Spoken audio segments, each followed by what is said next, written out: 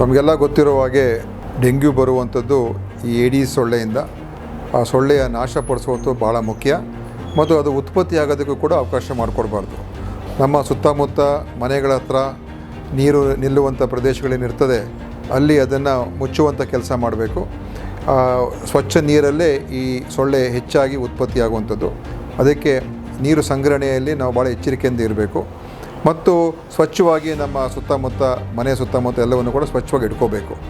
ಈ ಡೆಂಗ್ಯೂ ಸೊಳ್ಳೆ ಏನಿದೆ ಇದು ನಾವು ಔಷಧಿಗಳ ಮುಖಾಂತರ ನಮ್ಮ ಆರೋಗ್ಯ ಇಲಾಖೆಯ ಅಧಿಕಾರಿಗಳು ಬರ್ತಾರೆ, ನಮ್ಮ ಆಶಾ ಕಾರ್ಯಕರ್ತರು ಬರ್ತಾರೆ, ಬಂದು ನಿಮ್ಮ ಮನೆಗಳ ಹತ್ರ ಬಂದಾಗ ಅದನ್ನು ನೋಡಿ ಗಮನಿಸಿ ಅವರು ಎಲ್ಲಿ ಅವಶ್ಯಕತೆ ಇದೆ ಅಲ್ಲಿ ಔಷಧಿ ಹಾಕಿ ಆ ಏಡೀಸ್ ಸೊಳ್ಳೆಯನ್ನು ನಾಶಪಡಿಸುವಂಥ ಕೆಲಸ ಮಾಡ್ತಾರೆ.